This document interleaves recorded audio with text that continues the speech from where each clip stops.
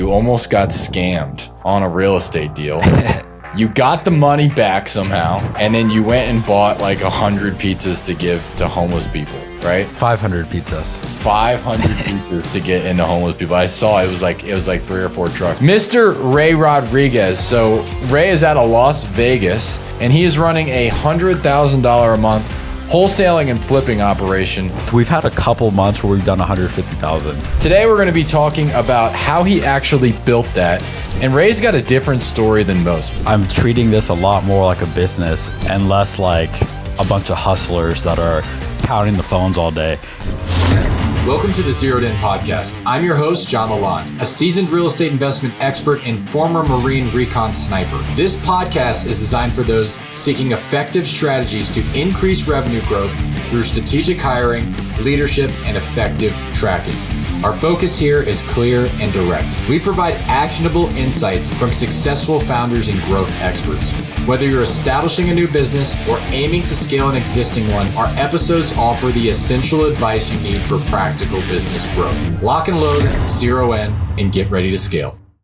So we are back with the Zeroed In Podcast. Today we have the man, the myth, the legend, the Puerto Rican powerhouse, Mr. Ray Rodriguez. So Ray is out of Las Vegas, and he is running a $100,000 a month wholesaling and flipping operation. Today we're going to be talking about how he actually built that. And Ray's got a different story than most, because one of the things that I love about Ray is he started his business out doing referrals, getting deals, getting realtors to bring him deals. And he got outside of the box and created an awesome business model that's very, very profitable. So Mr. Ray, welcome to the podcast, man. Bro, Mr. John, or I always call you Mr. Lalande. What's up, man? I appreciate you having me, bro. Thank you so much. Dude, so tell us a little bit about where your business is now. I'm sure you're still doing agent direct, and tell us a little bit about how you got there. Yeah, for sure, man. So we definitely still are, doing the direct to agent model. We're doing direct to seller now as well, as of like 5 months ago. Yeah, we're in April, so as of like December-ish, we started a direct to seller. How I got here, so I started off, to make a long story short for you, dude, I started off as a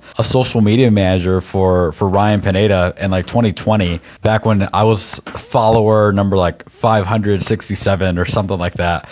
And the reason I started off as a social media manager was, well, one, I was in college, but at the time I had a YouTube channel with maybe like 30,000 subscribers where all I would do is I would just talk about the NBA. I'm a big basketball fan. I know you live in California. I hope you're a Laker fan, but if not, we'll still do the podcast. I won't do that. But I'm a big Laker fan, and so I would make videos just giving my opinion on like NBA games.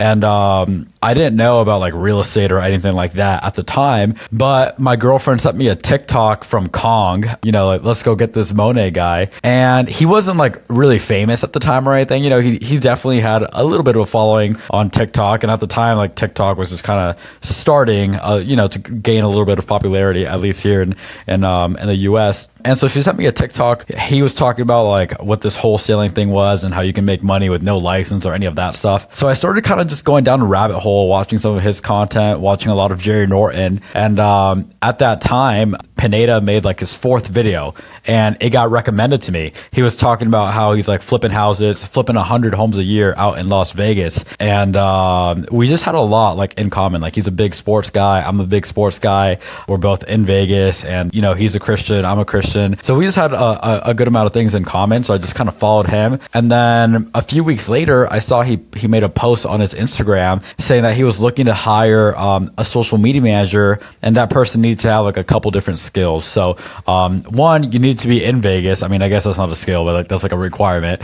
You need to be like somewhat interested in real estate, and you need to know how to grow a social media account. And so I made him like this 1 or 2 minute video explaining to him like why I would be the right guy. And in that little video, I even included screenshots that I had commented on his YouTube video saying, hey man, like I learned a lot here, like great stuff. I know this is only like your 3rd or 4th video, but keep it up. And then I also showed him that I have a social media account myself with like 30,000, on YouTube that was making me like $1,500 a month as a college student and whatnot. And he was like, holy crap, dude, like you're hired. So to answer your question, you know, kind of how I got started, I really just started off as a social media manager while and there's my acquisition manager, Jerry, freaking locking up $100,000 a month, big dog. Yes, sir. Here we go. Yeah. Just came back from lunch. But I started off like as a social media manager, and simultaneously I was learning a lot about real estate, like from him and his COO and like just his entire team. A couple months into doing that, or quite a bit of months actually, it was like 9 months into doing his social media, I was also cold calling on the side. I think like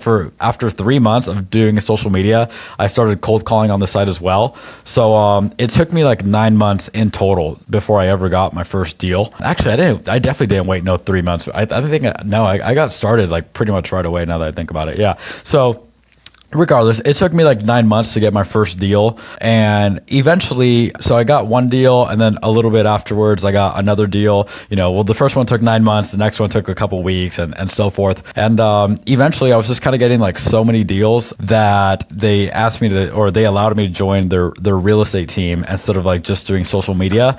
So I was an acquisition manager there for almost 2 years, and I got a lot of my deals just right off of Realtors, because at the time when I was doing the cold calls, I was cold calling on my own. I was going on the appointments on my own. I was like locking them up on my own. Like I was doing like all of that. I was calling like Ryan's data, which I was like super grateful for because I didn't really have marketing dollars or anything. But what really got me into doing like the direct to realtor approach was, like I mentioned at the time when I was cold calling, I would just set appointments for myself and see if I could go lock them up, you know, no sales training or anything, just see what I can do. I ended up tearing my ACL, giving some people some buckets on the basketball court. You know, my knee gave me a bucket, and I tore my ACL and I had surgery.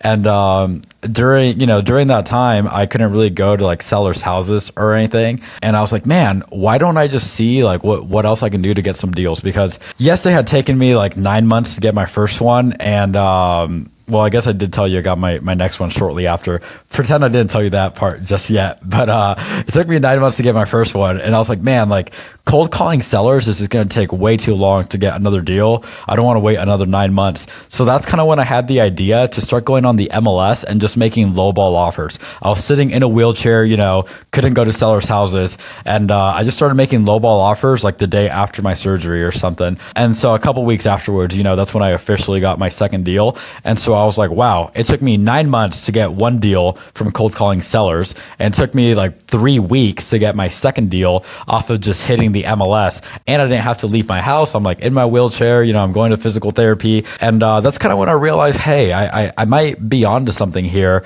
with just going after these deals from agents. And pretty soon I just had the realization that most agents want to take listings as opposed to working with buyers all day long.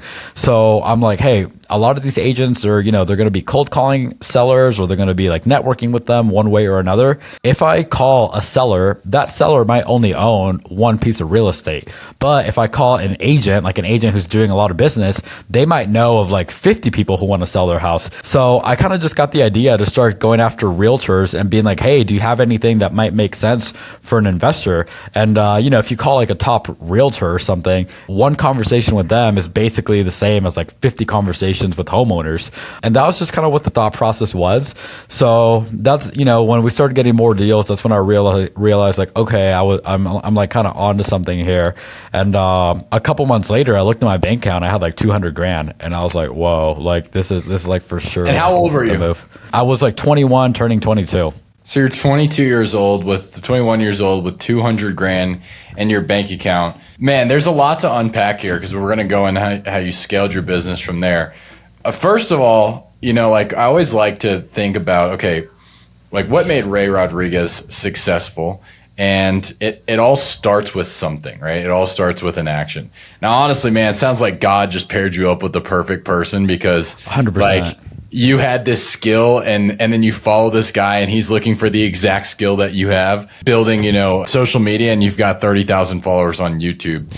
But what made you decide, like you already had this YouTube following, you could obviously, maybe you didn't know that you could monetize that, especially YouTube, like, right? You can definitely monetize the YouTube following over probably any of the other channels. What made you decide, hey, I'm going to shift 180 and get into real estate specifically? Yeah. So, you know how like it's like Hermosi talks about this all the time. He's like, hey, like only do one thing, like get really good at that. At the time, in 2020, at least not that I'm aware of, but Hermosi wasn't really like making content, or actually, I think he said he's been making content for a long time, but I wasn't aware of the guy at the time. So to me, he didn't exist, right? Yeah.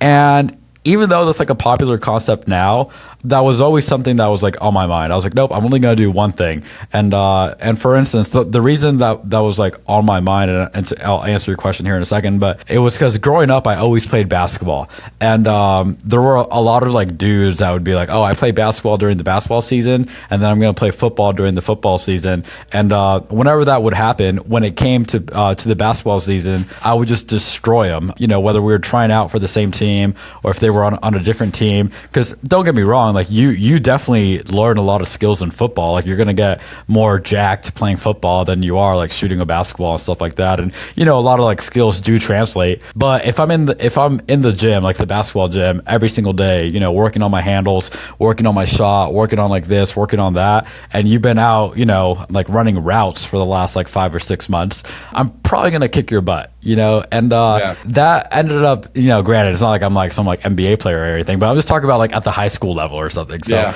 and so I just kind of took that same like mentality with me, like just into business. And so to answer your question of like what kind of made me want to do like a full 180, well, I almost didn't actually. I almost like stayed the course. I did apply for this job with Pineda because I felt like I got to the point where I really enjoyed doing YouTube, but I knew that I didn't want to be like a YouTuber like for a career full time, just talking about other grown men like shooting a ball through a hoop. Like that didn't really sound, I just didn't really feel like I was very proud of myself or anything. And like I was really happy, I think I had like, to be exact, like 28,000 followers or something like that on YouTube. And I was putting in a lot of work. I was putting in like 7 or 8 hours a day. So, like a full-time job essentially. But I just wasn't really too like proud. And so ironically, when I interviewed with Pineda, he pretty much just hired me on the spot. And I went home and, I did this exact same thing we hope and pray our sellers never do to us. I started thinking about everything, and I was like, okay, like if I, now that I have this job, because I was still a full-time college student as well, I was like, man, like I have quite a bit on my plate right now. I have the YouTube stuff, I have the real estate, I'm a full-time college student, I have a girlfriend, I like have to spend time with her, spend time with my parents, like all these things. So the day after Pineda hired me, I actually called him and told him I was quitting. Like I hadn't even started my first day yet. I was supposed to start like after the weekend or something. I think he hired me on like a Friday. So I called him on Saturday. I was like, dude, like I don't know how else to tell you this, but I just can't. It's just too much right now, and I'm honestly really embarrassed. But I'd rather just tell you no right now, because my fear is after I graduate college, my goal is to get into real estate. And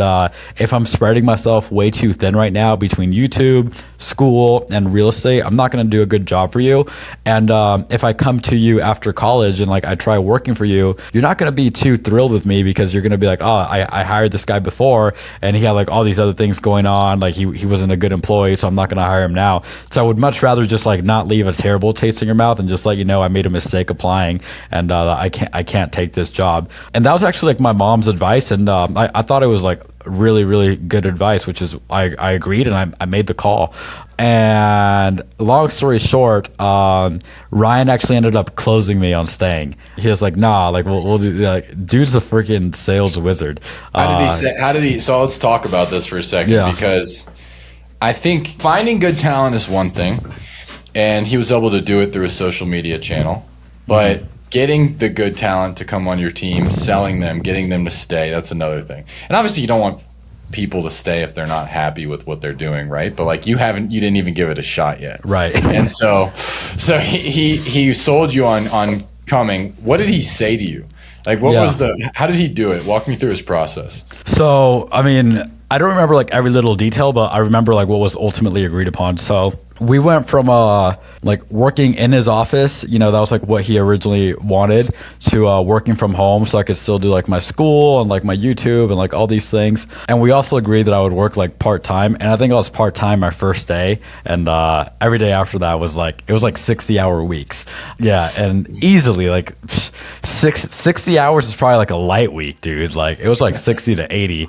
And so I was starting to lose passion for like making these like basketball YouTube videos, because I realized like what I really like about basketball is just playing it more than anything. That's my favorite thing. But when it comes to like an NBA, I just like kind of watching here and there and chatting with my homies about it. Like yesterday, I was kind of half watching the Lakers and the Nuggets, and I almost wanted to like freaking punch through a brick wall. I even started texting my AM. I was like, bro, you watching this crap? Freaking D'Lo building a brick house out here and then doesn't even join like the team huddle afterwards. I realized like I liked basketball more like that, and a lot less as a man. I have to watch every single game, kind of like keep tabs and everything, follow like keep all the stats, then like give make a presentation, make a video on it, upload it. Like it was just not. It felt like a job and not like something I was too passionate about. And it was paying me like $1,500 a month. So working with Pineda to be a social media manager, I was getting a $2,000 monthly salary, and I was like, I like this a whole lot more than I like talking about basketball, and it's making me more money. So after like 2 months of working for Ryan, I completely just quit doing these basketball YouTube videos. And then after I got my first deal on Ryan's team, which was like 9 months afterwards, I quit. I dropped out of college as well. I got a really big paycheck of $3,000 after 9 months of work. And I was like, oh man, $3,000. Like that's that's like a 50% increase from what I was just, from like what I was getting before. So that was like enough money for me to quit, which is kind of insane now to think about. But I just kind of went all in at that point, and that's pretty much when I tore my ACL. And then that's, a couple weeks after that is when I got my second deal. And then I just started doing deals consistently, like my worst month for a while, or no, I mean, I was getting like two to four deals a month, I would say. I think I went like 1 month without a deal, and that felt like the world was falling apart. But other than that, I just kind of dove all in at that point. And like 7 or 8 months later, I started like hiring my guy, and it's kind of like a long story after that. But yeah, that's kind of what led up to that. And so Ryan basically just figured out, okay, well, these are all the concerns that you have about starting which is the first part, right? If you're gonna close a seller, or you're gonna close anybody, you need to understand their way of thinking before you can figure out if what you do will help for them or work for them. And so he understood your concerns. Okay, so why are you considering quitting right now? Oh, well, I've got this. And then he basically just knocked them out one by one, objection by objection. Ended up getting a rock star on his team that it sounds like you guys, I know you guys still stay in touch in some way. Maybe you work with him, maybe you don't. But so you work for him, you get some deals coming, and it sounded like, again, the ACL tear was a blessing in disguise, because it caused you to think outside the box. So, and I wanted to dive in on that too, because a lot of people, man, they're like, okay, well, I'm doing this thing. I'm going out to sellers. I get my ACL torn. What do? I sulk and I feel sorry for myself. But you found an opportunity to find an easier way, right? And that was called Realtor. So I really love that you were able to do that. And that was actually the foundation of your business. Now, I really want to know what this sounds like. So you're 20. I'm 24 now. Old. At the time, I was 21. Yeah. And you're calling real estate agents who are like arguably the most arrogant people in the entire world. Like you could call CEOs of like $1 billion companies. I know this because I have a friend that used to cold call. Like you would get a list of, I don't know how his company would give him a list of like CEOs, and realtors are the more arrogant than them, right? By far. And so like, and if you're a realtor, I'm sorry, Ray's a realtor too, so I can speak on this. Not anymore. Okay, I'm sorry, you were a realtor. So you're 20 years old and you're calling these people that think they're God's gift to the earth, especially in 2020 when the market was going crazy. What do you say to them? Like, what do you say to them to send you a deal versus, the investors that they might be working with? Like, what are you doing there? Yeah, so it really just depends on like what kind of call I'm making. So if I'm calling about a specific property that they have for sale, so for instance, I would only ever call properties, at least at the time, if they were already listed like pretty discounted. So what I would do from there is I would just like start off. I would say, hey, my name is Ray with X, Y, and Z. I was calling about your listing on whatever street it's on. How are you? That way they know like, hey, we're about to have like a real estate conversation and whatnot. And then I would just ask them pretty much all the same questions we ask sellers, instead of being like, oh, what's got you considering selling? You'd be like, oh, okay. I mean, what's kind of got your seller considering selling this one, right? Or just asking questions like that and figuring out what price we'd have to be at, and just running ARV, figuring out like what where they need to be, where I would need to be, and that was pretty much it. Like, yeah, it wasn't. Go ahead. You're not reinventing the wheel with conversations. You're just going after the people that you're going after the low hanging fruit, and they're already selling the property. So you're winning them over. And did you enjoy that process? Like, did you enjoy doing that at the beginning? At the time, absolutely, dude. I was making calls freaking till like 8 p.m. every day. Like it was like, in fact, I called a realtor one time. It was like 8:00 something, and we hit it off really well. And I told him, I was like, yeah, I work for Ryan Pineda. He's like, oh, I know Pineda. And then like 10 minutes after we get off the phone, Pineda sends me a screenshot, and it's a text message that guy sent to him.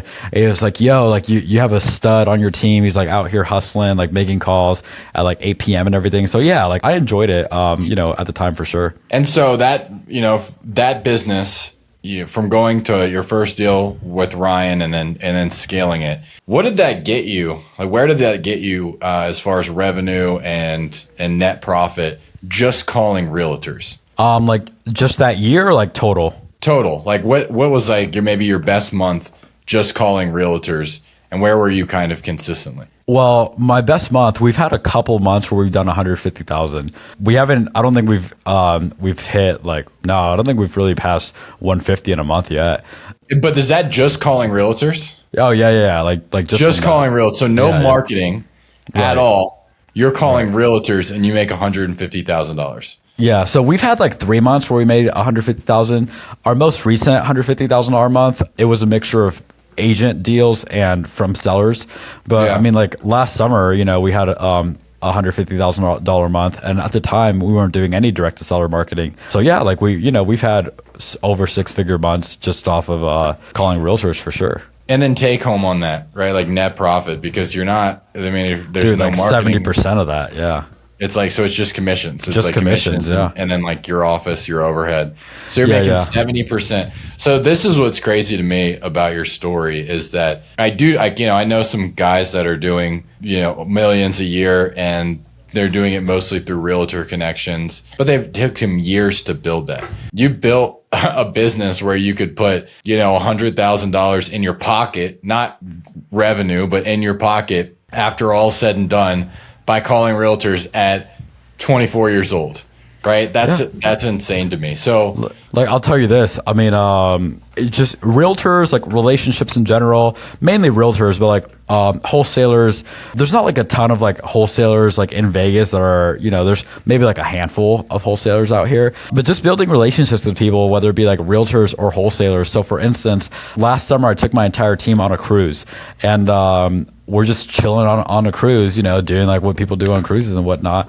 And I get a text from a relationship that I built with someone. He's like, yo, do you want to buy this house? I was like, yeah. We made 50 grand on it, And the other day I was at Walmart, which I literally like never, ever go to like the grocery store myself. But I just really wanted like a chocolate chip cookie or something. So I wanted an M&M cookie.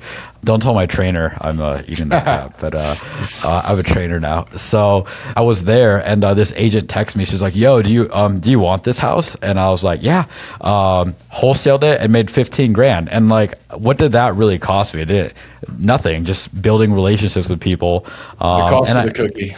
Yeah, the cost of the cookie, man. That darn cookie. Right.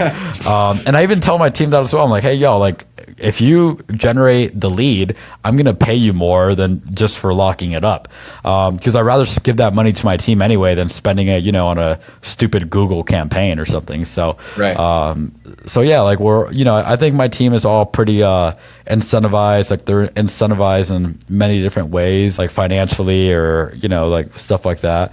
And my guy, like my AM Jerry, who walked in here a couple minutes ago, like we just recently closed on a deal that a realtor, he like called a realtor and was like, oh yeah, we buy houses, and they ended up sending him a deal, and we put 25 grand on the board because of that. So we do a lot of deals from agents, yeah. And so now you did that, and that was the core of your business. You were able to get to 100K a month. Maybe it wasn't like every single month, right? But you're able to get to 6-figure months. What was the reason that you decided to go, okay, I'm no longer just going to focus on referrals.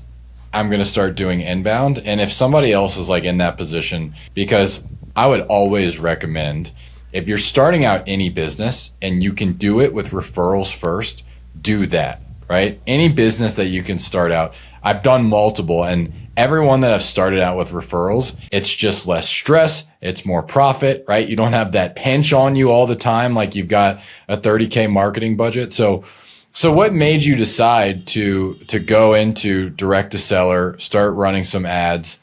And if somebody's in that same position, like walk them through your thought process there. Yeah. So what made me want to start like direct, there were two things that made me want to start direct to seller. Number one, I felt like I wanted to grow more, like not even forget the money part for a second, but how I was saying, like I got tired of doing YouTube because I felt like I just wasn't like fulfilled, I guess. And so with direct to agent, is there room for improvement? Of course, there's always going to be room for improvement on like anything you do, in my opinion. But I felt like we had kind of hit a cap. Like what more can we really, really do? And I mean, I'm sure there is like more we could do, but how much more could we start experiencing like diminishing returns is kind of what I'm getting at. And so for that reason, I started feeling like, man, like I just didn't feel like my personal development was where I wanted it to be. And I just didn't feel satisfied with where we were. I wasn't mad by any means, but I have this like poster on my wall with a picture of Kobe Bryant, and it says, always grateful, never satisfied.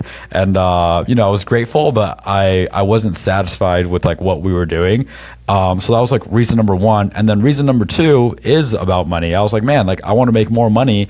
And the only thing I don't really like about the agent referral business is my business heavily depends on you doing your job. Like if you're an agent and you decide like I'm going to go to Cancun for 4 weeks, like the NBA teams that don't make the playoffs and stuff, and like you're not, prospecting, you're not doing your job, it's going to be really tough for me to get deals from you.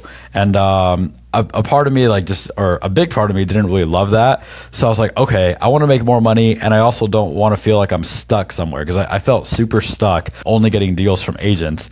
And hey, we're making good money, but I just want more money, more personal growth. And a big thing of mine is I want to like have a vision so big that no matter who comes into my company, like their vision can fit inside of mine, and we can all just make more money together.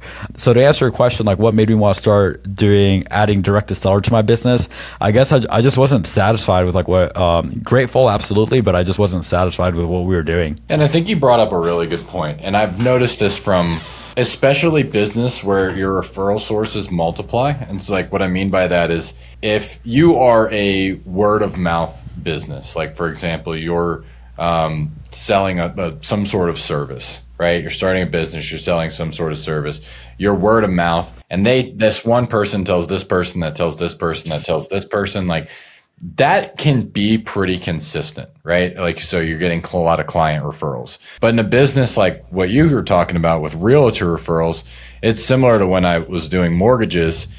You could have a whale who's doing like, that whale is used to sending you 5 deals a month. But what happens like when her husband becomes a lender and then all of her deals go there, right? That 5 deals a month that was giving you 10K a month in profit, like that goes away. And that stuff happens. Like that is the reality of working in that sort of business. Like with someone like a realtor is, sometimes they get married and they decide that they're not going to sell real estate anymore, right? Or they have a kid, they're out for 9 months. They're not, and your business fluctuates. So it can be less predictable, highly profitable, less predictable, right? And if you're looking at kind of deciding where you're at, if you're starting a business, I would always recommend go the referral route first, right? There's so little risk.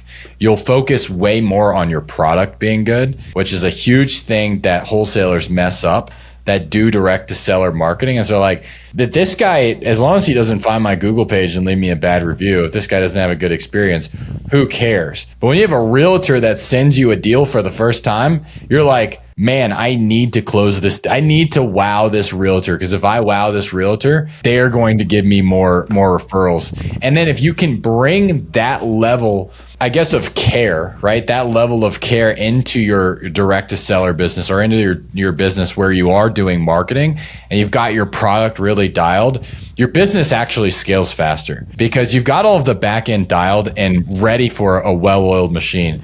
And so let's talk about this for a second. Let's start giving the goods away. So now you're doing direct to seller.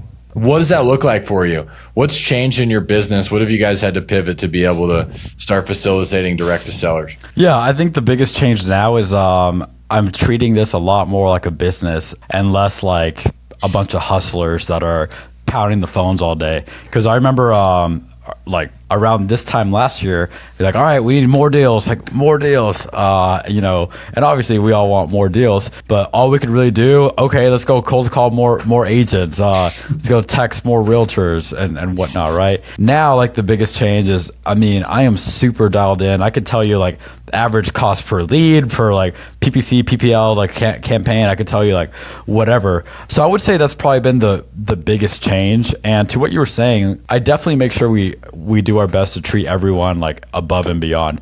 Like right now, we're in escrow to close on a record-breaking lowest assignment fee ever. We're making $2,000 on the assignment fee. But I got this one from a realtor that I've been like staying in touch with for like a year now, and she crushes it here in Vegas. And she brought it to me off market, didn't put it on the MLS. So I'm not going to be like, $2,000. Like normally, I wouldn't even touch something for $2,000. Like we don't really do it's just not really worth our time. But to what you were saying about just providing that like service and care, I'm gonna go above and beyond. Like we're doing everything. I'm gonna buy that agent like a bottle of wine for closing or whatever. So basically, I'm getting paid $2,000 to maintain a relationship with someone. Which, if you look at it that way, it's only positives from there. So I hope that kind of answered the question at least a little bit. And that's one of the things that I think a lot of, especially, and I shouldn't just say our industry is, and people that are getting started in business in general, one of the biggest issues that I see is people are just so focused on the dollar that's in front of them instead of the relationship that they could build out of it, right? And that's what I love about your entire model is, it's a $2,000 deal, but you're going to treat it like it's a $100K deal because if you perform for that agent, she's gonna bring you more. And one of the things that we were talking about is your real estate business. And when you start running marketing, it comes with more problems, right? More money, more problems. And so what are some of the problems that you've ran into doing a direct to seller business that you never experienced when you were just running with agents? Yeah. So on our PPC, my ROAS is literally a 1X. Explain what that means for people that don't know what ROAS means. So ROAS stands for return on ad spend. And obviously John knows everything I'm about to say on here, but if you're spending $1 on something, you don't want to just make $1 back, like you're basically just breaking even. You want to make, depends on what you're spending on, but you want to make like 3 to 5 ideally. On PPC, I'm technically losing money because we've spent like $40,000 and we've made $40,000, but I've paid like $4,000 in commissions, off of that 40. However, I'm gonna keep running it because we've only been doing it for a couple months, and we have like another like 30 or so in escrow. So I'm starting to kind of see like the writing on the wall type stuff. I would say that's an issue that we're having. I'm also trying to like decrease my cost per lead, because if I decrease my cost per lead, then I can obviously increase like my ROI or my return on ad spend, whatever. And then I told my team, and we'll see if I end up doing this or not, because I don't like spending like unnecessary money, but I might buy a Steph Curry jersey and throw it up on the wall, because even though he's not a Lakers player, I don't know, but he wears the number 30 for those who may not know, and I'm trying to get our average assignment to 30 right now. So if we can decrease our average cost per lead and increase our average assignment, then we'll be a lot more profitable. So I would say that's to answer your question, I would say that's definitely the biggest issue right now we're having with the direct to seller. And then obviously there's like some like minor issues as well, like like other minor issues, but that's probably the biggest issue, at least with PPC. PPL we're doing a little bit better on. Direct mail we just started, so we'll see how that goes. And then I just signed up with your boy as well for like these social media ads. So I literally just signed up last night, so we'll see how that goes, and hopefully, you know, more money, less problems. But how often does that actually happen? So. It's always more money, more problems. So, yeah. Man, that's incredible. And you know, people that are starting out with, especially if you're in wholesaling, you're starting out with PPC. Everyone that gets started, you have to know that if you're starting out a PPC campaign, that thing is usually not profitable for the first 6 months, unfortunately. Now, PPL, they've done a lot of all the back end work. So there's pros and cons to both, right? So PPC, the great thing is you have a lot more control over it. So if you're in a market like we are in Southern California, you know, we have Riverside County that is houses that we want and houses that are literally crack houses in the middle of the desert that nobody wants, right? Google, if you don't tell it the right thing to do, will go find all of the crack houses only and not give you any of the good ones because those are really cheap and you told it you want cheap leads. But you can exclude those areas. Your PPL providers are not going to do that. The other thing is they have conflicting interests with what you want, right? Yep, they want you to spend more money per lead and you want your cost per lead to go down. And so basically what they're going to do is they're going to try to do a bunch of marketing to find more people to pay more per lead. Exactly. Right? And then meanwhile, you're stuck. Like if you've got a 3x return and then people start paying more, you can't spend any more money unless you get better at conversions or getting your back end higher. Dude, right. So yes, everything you just said, a lot of people, if they're not doing like the same kind of business that we're in, especially like very niche down, like PPC, PPL, direct to seller marketing, that might have like gone over so many people's heads. But what we just talked about, I could probably rant about that for like 10 hours. Like, go ahead, it's insane. Hit them, go off, and like let's talk about what you're, and then how are you going to solve that? Because that's what they really care about. No, exactly. But no, I agree with everything you said about like conflicting interests and whatnot. So for example, at least with like the PPC provider that I use, and they will charge you more if you increase like your ad spend, right? So like if you're yeah. So when I first launched my first PPC campaign, I spent $5,000 that first month. I was like, hey, my budget is $5,000, and I think they were charging like a $2,200 retainer or something like that. So $5,000 on ads, and then spent an extra like $2,200 for them to like manage it all for me. And we got a couple of leads, and like the first 2 leads we got were bangers. Like we locked them up, and I was like, yo, like this is like freaking great. So after that first one closed, I was like, okay, we're pretty much like playing with house money now. So I texted them and I was like, hey, double the ad spend. So we went from $5,000 to $10,000 overnight, and then obviously the retainer increased as well. Here's the problem. Ever since we went from like $5,000 in ad spend to $10,000 in ad spend on PPC, the quality of the lead has substantially gone down. And so my theory is when I was only spending $5,000, I was getting like the best keywords, right? Because you know, like PPC, like they like rank you per keywords and whatnot. And so they're like, well, if we only have $5,000, then we're just going to spend them on the best keywords. And that's probably why I was getting like the best possible leads. And so I said, hey, I want to start spending $10,000 now. And like you said it better than anyone probably ever could. We have conflicting interests. They need me to spend more money, because if I spend more money, then they can charge me a higher retainer. The problem is if I'm not trying to spend more money just for the sake of spending money. I want to spend more money on like the highest possible quality leads. And so they're gonna just open up like your keywords just to get you pretty much anyone who like wants to sell a house in your market. At least from my experience, that's what I'm seeing. And so the lead quality isn't all that great. But they're not going to tell me, hey, Ray, go spend less money on leads, because if I spend less money, then they're going to charge me less money.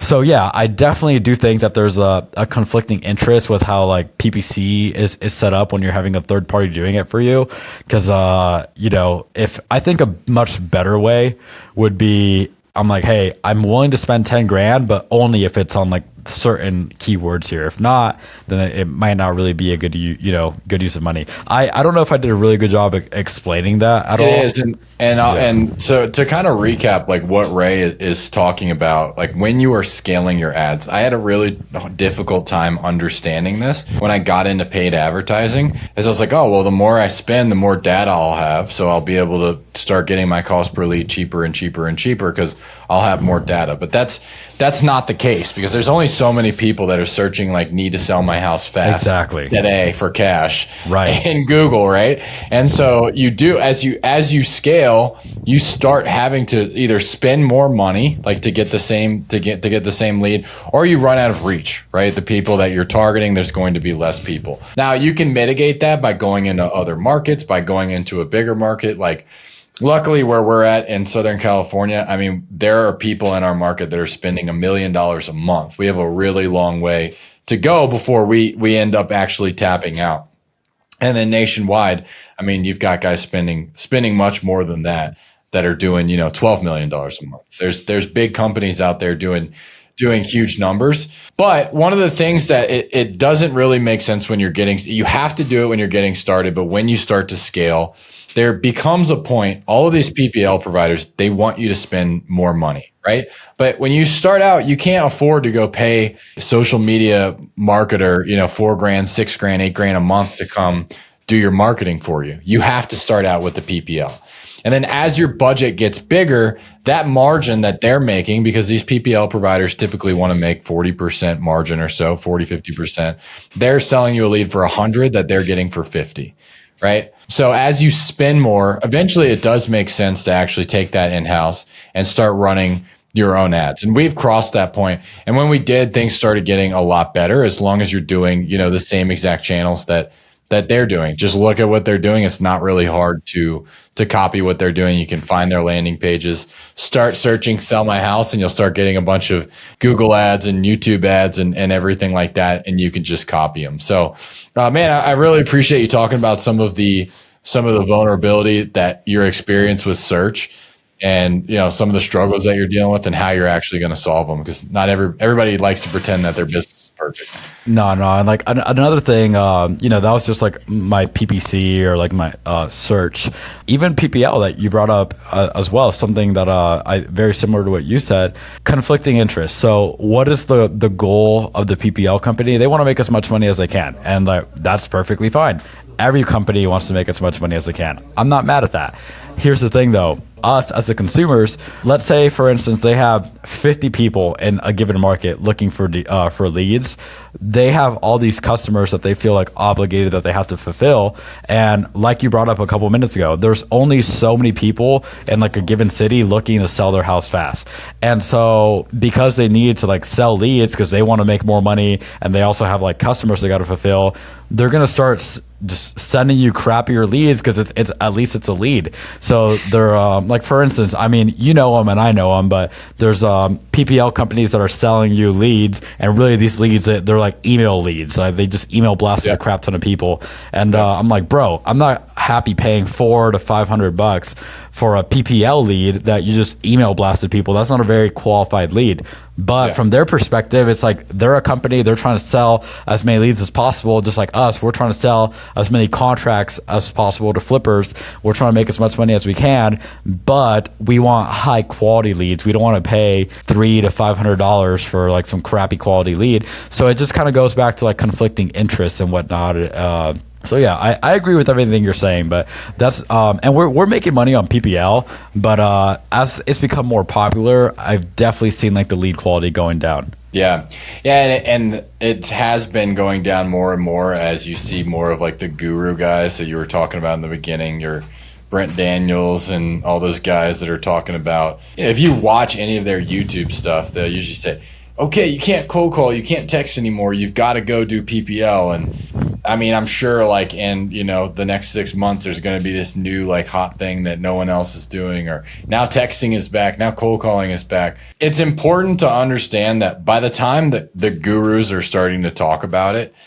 that thing is probably already pretty saturated, right? Unless you get into like a really niche group, like groups that we've been in, where you know that guys are doing it on a high level. They've got their own marketing that's experimenting with things before everybody else.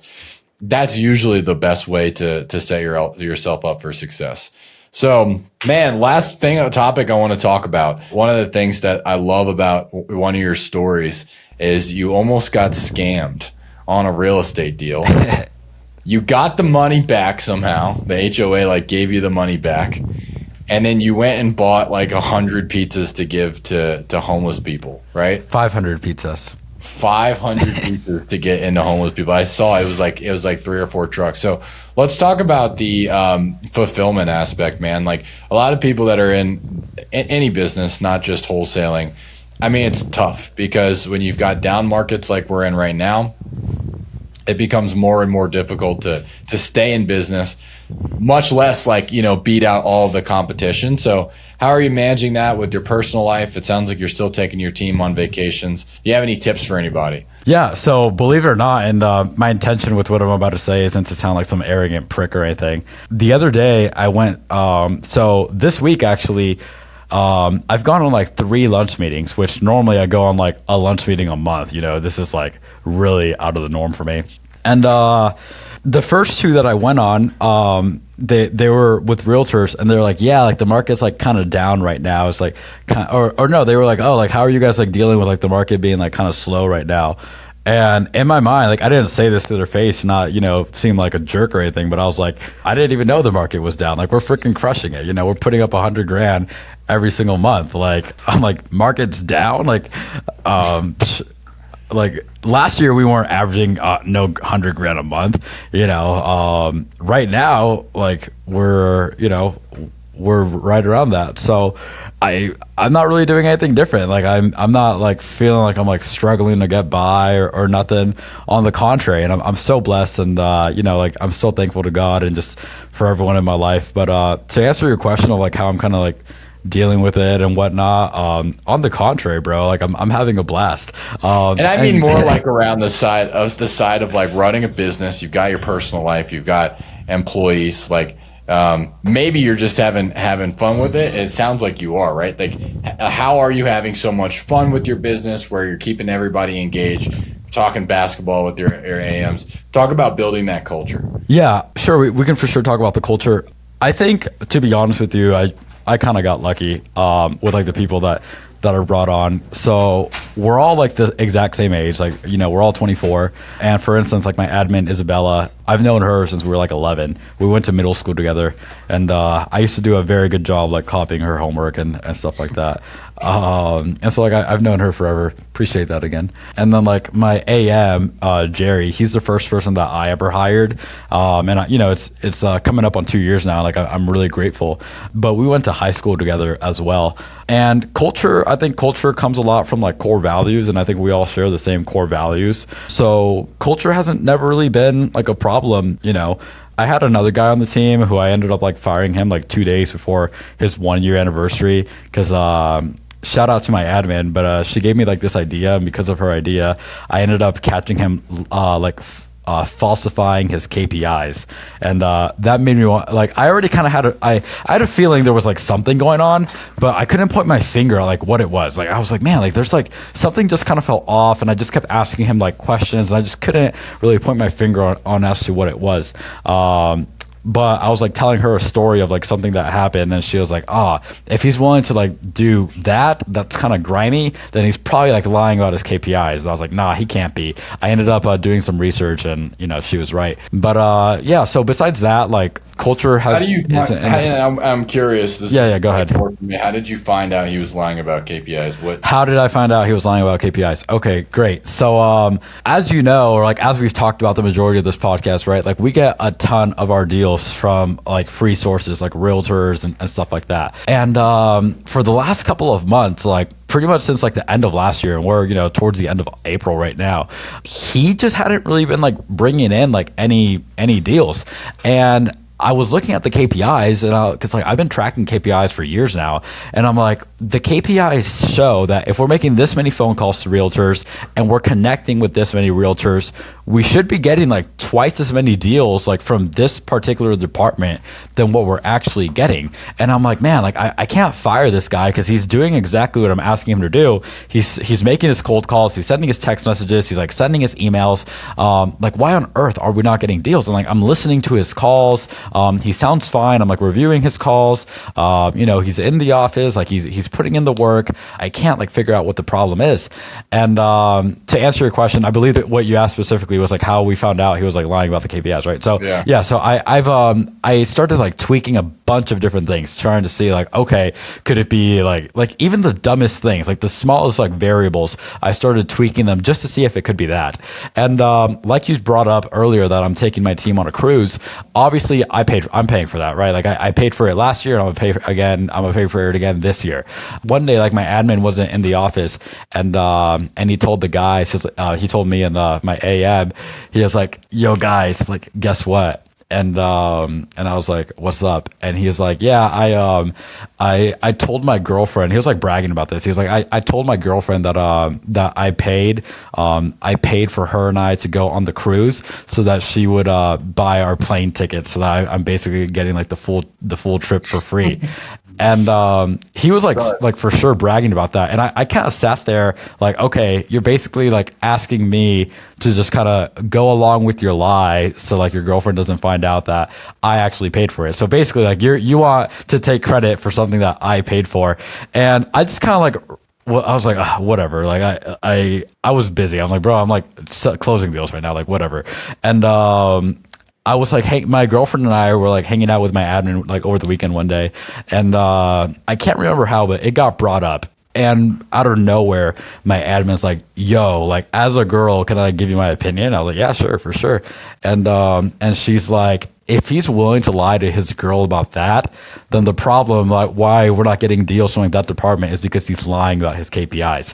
And I'm like, nah, like he's not lying about his KPIs. Like everyone in here knows how strict I am about the KPIs, and like why it's super important that we have accurate data. Like, bro, I'm spending I'm spending like more money in a month than like people like your average person like makes in a year. Like I'm spending all this money on marketing just to make sure like this company is like running. And for that, like some people teach like knowledge gap, importance gap, and like something else. There isn't an importance gap in this office or a knowledge gap on why like KPIs are super important. And I was like, there's just no way. Like I was like 99% sure there was just no way whatsoever that he's like lying about KPIs. But I think I've always done a good job of like listening to my team's opinions. Whether or not I agree with it, I'll at least like listen and like hear people out. And so I listened to what she was saying, and I really didn't think that that was going to be the case, but I'm glad I'm not like too hard-headed to at least like listen. So I started doing some digging, and so I would look at his KPIs, and he'd be like, oh, I had 70 conversations with realtors today. That's the number that he would submit, which is the minimum expectation. You need to have 70 conversations per day. And then I went on the dialer, and I clicked on every single call that he made, and I listened to it. And like the first day that I checked, it was like 33, and I was like, huh, interesting. I clicked on a random day, and he said he had like 70 that day, and he had like 37. And I checked on another day, and it was like the same thing. He was basically saying that he had double the amount of what he really had. And then I even gave him the benefit of the doubt before calling him out. I was like, well, maybe it's the dialer that's not like, recording everything or whatnot. So I pulled up another one of my callers, like KPIs. I looked at the number that he submitted for KPIs, and then I listened to every single call that dude had. And he said he had 70, and the dialer showed me that he did in fact have 70. So I was like, okay, there's it's not the dialer that's glitching. And once I found that out, honestly, I was like, wow, I've spent months, trying to figure out like what the problem was, and even spent like more time like working with him one-on-one. Like I was starting to spend an hour a day with him, just trying to see like what on earth like the issue could be. And keeping it 100 with you, and like I'll happily admit, like I'm pretty gullible. Clearly, I never really thought that was going to be the problem. I like it just never crossed my mind that he was like falsifying the data. So that's a really long answer to your question of like how did I end up finding that out? Good. That's exactly what I was looking for, man. I think it's funny. Like I got into the business thinking exactly like you. Oh no one would ever lie about their KPIs. Like why would anyone ever lie? Don't they know how important the KPIs are? And I think the three things that you were talking about, right, is that someone's either unable to do something, they're unwilling to do something, or they don't know that they're supposed to, right? Those are the three reasons. We never even considered like, okay, well, or they're just lying about, they're saying they're doing it, but they're lying.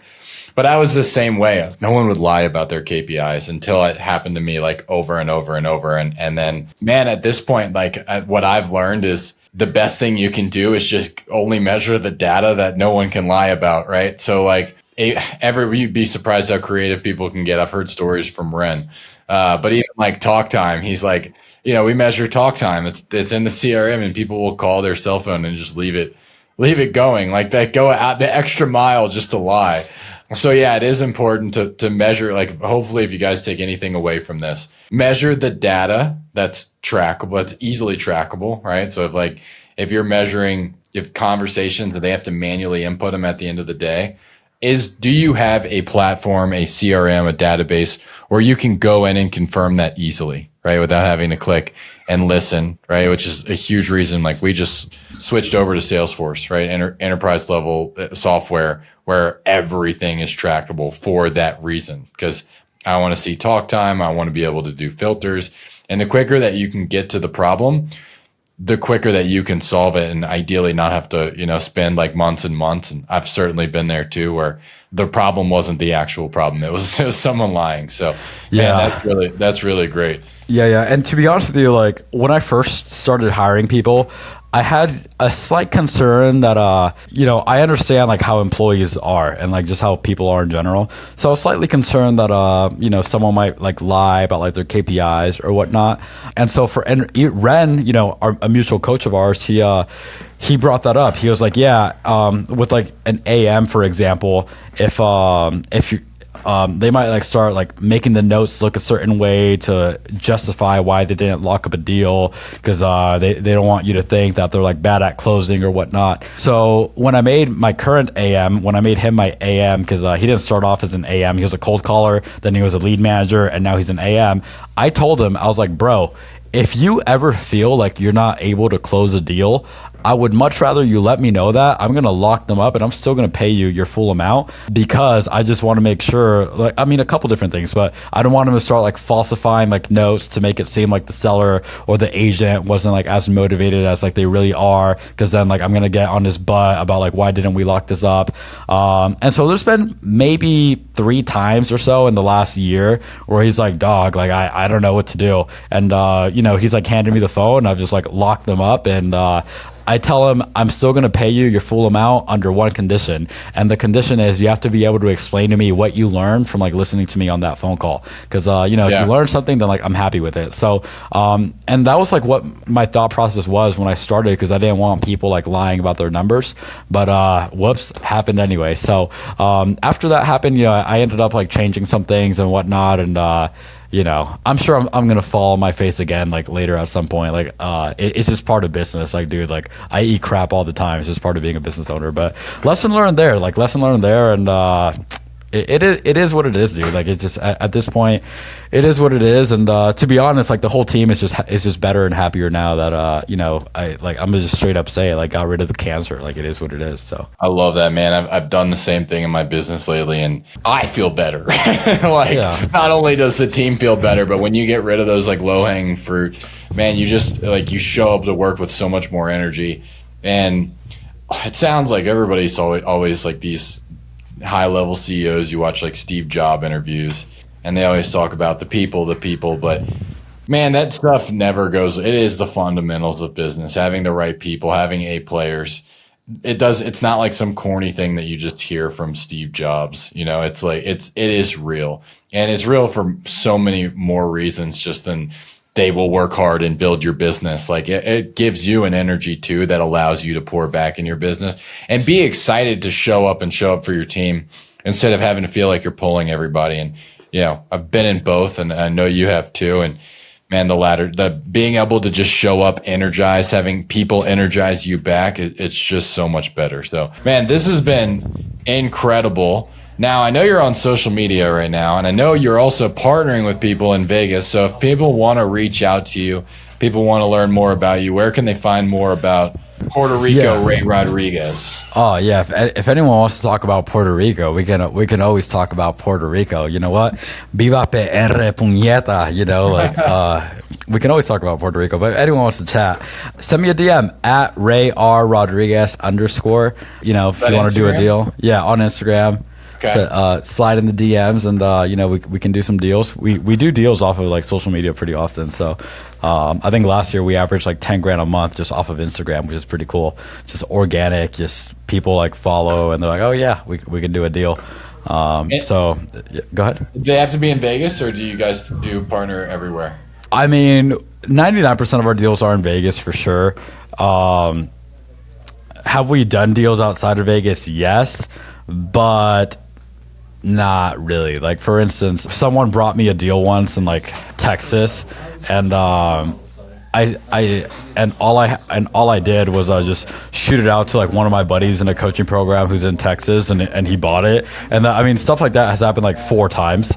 So Vegas primarily. So yeah, gotcha. Yeah, cool. But like if you have something, you're like, yo, Ray, do you know anyone like in here? I'll shoot it over to like 1 or 2 people. Might spend like 30 seconds on it, and like that's about it. But if you have something in Vegas, like I'll buy that house, I'll wholesale it, I'll move into it, we'll throw a party together, like we'll do whatever. So. Awesome, man. Well, this has been fantastic. The 24-year-old making $100K a month, cold calling realtors and going direct to seller. Man, thanks for coming on. You guys. Thank you so much for having me. Thank you so much for having me, John. I appreciate it.